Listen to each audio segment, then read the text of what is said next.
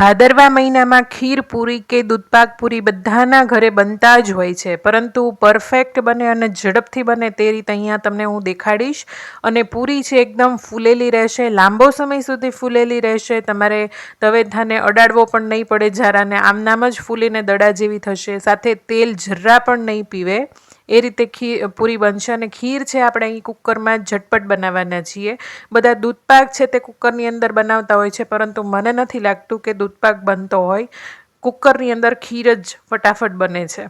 તો અહીં આપણે 80 ગ્રામ જેટલા ચોખા લેશું. અડધો કલાક અગાઉ તમે આ પ્રોસેસ કરીને રાખી દેશો તો 15 થી 20 મિનિટમાં તમે જમવા બેસાડી શકો એવી આ ઝટપટ રેસીપી છે. તો ચોખા અહીં મેં બાસમતી ચોખા લીધા છે, સરસ સુગંધ આવે એ માટે.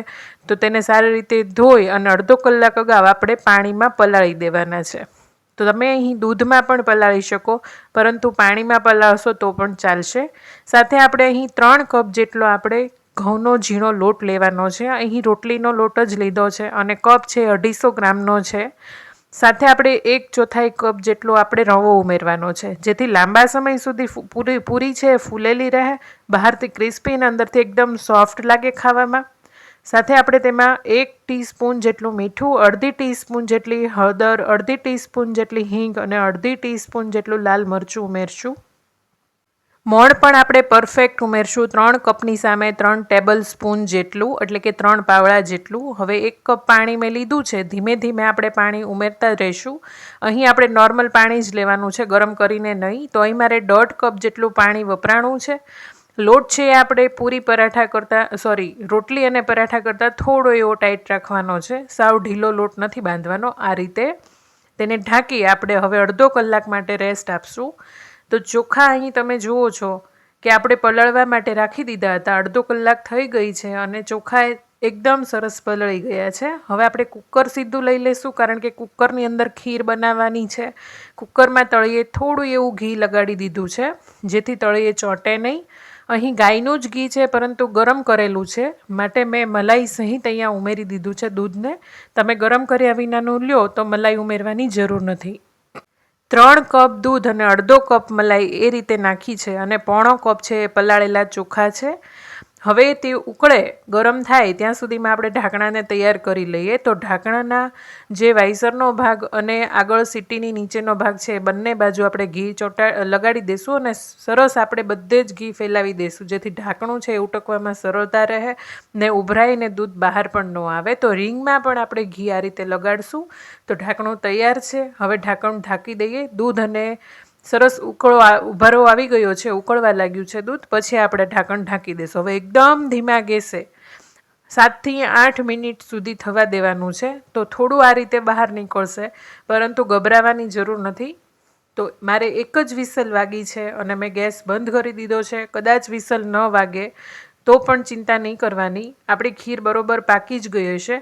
તો ઉપરનો જે ભાગ છે મલાઈનો એ હું જવા નથી દેતી, ઘીવાળો સરસ છે, અંદરના ભાગમાં ચોખ્ખું છે.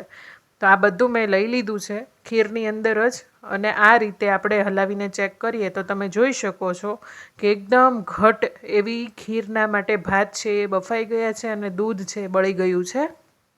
હવે આપણે અહીં અડધો કપ ખાંડ ઉમેરી દઈશું. તમે તમારા ટેસ્ટ પ્રમાણે વધારે કે ઓછી ઉમેરી શકો. અડધા કપથી બરોબર પરફેક્ટ એવી ખીર તમારી બનશે.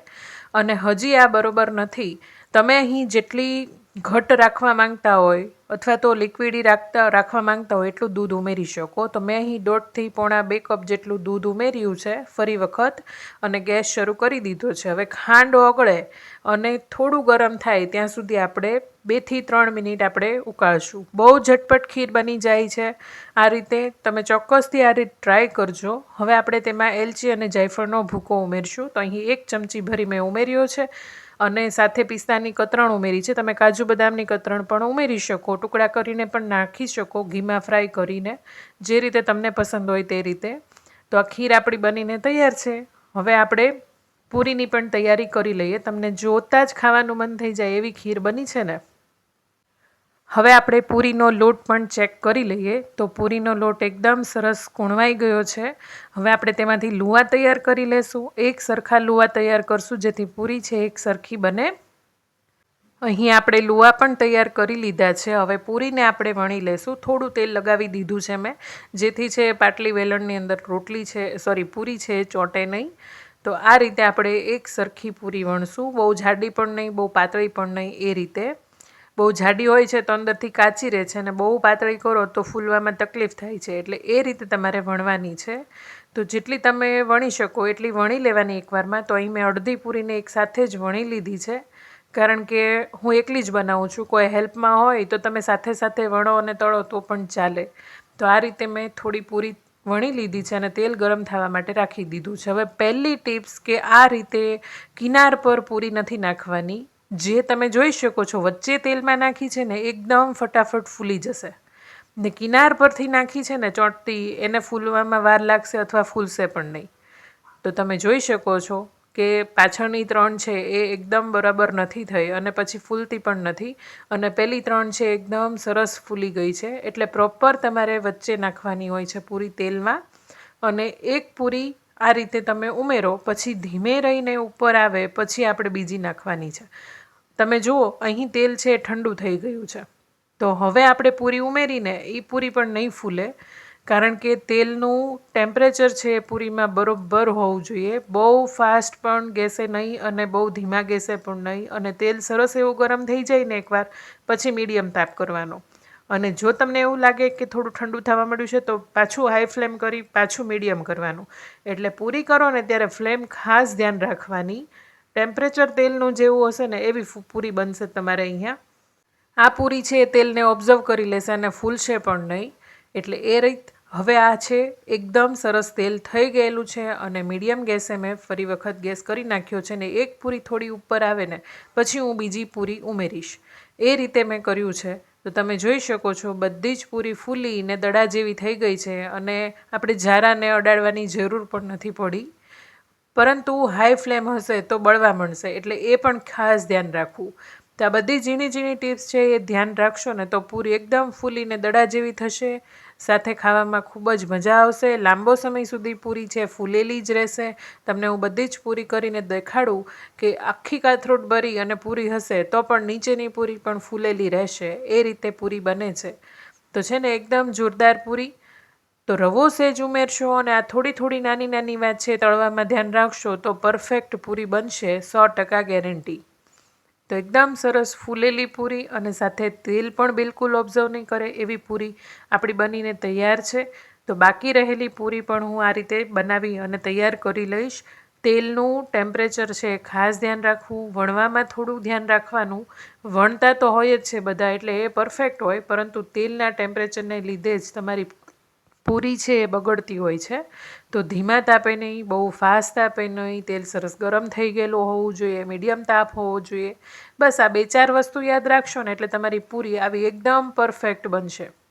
છે ને એકદમ જોરદાર પૂરી, જોઈને જ ખાવાનું મન થઈ જાય એવી. અને આ એવી રેસીપી છે કે અડધો કલાક અગાઉ તમે લોટ બાંધી રાખી દીધો હોય અને ચોખા છે પલાળીને રાખી દીધા હોય તો 15 મિનિટમાં છે એ જેને ભૂખ લાગે તેને તમે પીરસી શકો જમવાનું બનાવીને. તો આ રીતે કુકરમાં જરૂરથી ટ્રાય કરજો. અને આ રીતે પૂરી તમે કેટલા લોકો બનાવો છો એ મને કોમેન્ટમાં જરૂરથી જણાવજો. મારો વિડીયો પસંદ આવ્યો હોય તો વિડીયોને લાઇક કરી ખૂબ શેર કરજો. અને આ ભાદરવા મહિનામાં તમે ચોક્કસથી આ રીતે પૂરી અને ખીર બનાવી અને ઘરે જમો. તમે જમો ત્યારે મને જરૂરથી કોમેન્ટ કરજો કે તમને ખીર કેવી લાગી કુકરની. મને નથી લાગતું કે દૂધપાક છે કુકરમાં બનતો હોય, એટલે આ ખીર જ પરફેક્ટ છે કુકરની અંદર દૂધપાકને બદલે. તો છે ને એકદમ જોરદાર. તો ગરમ ગરમ ખીર અને પૂરી બનીને તૈયાર છે. આપણે તેને પિસ્તાથી ઉપર ગાર્નિશિંગ કરશું અને પીરસી દઈશું. વિડીયો પસંદ આવે તો ફરી વખત કહીશ કે વિડીયોને લાઇક ચોક્કસથી કરજો. અને હજુ સુધી ચેનલને સબસ્ક્રાઈબ ન કરી હોય તો આવી અવનવી રેસીપી શીખવા માટે ચેનલને સબસ્ક્રાઈબ કરી લેજો. મળીએ નેક્સ્ટ વિડીયોમાં. ત્યાં સુધી બધાને આવજો. જય શ્રી કૃષ્ણ, જય માતાજી.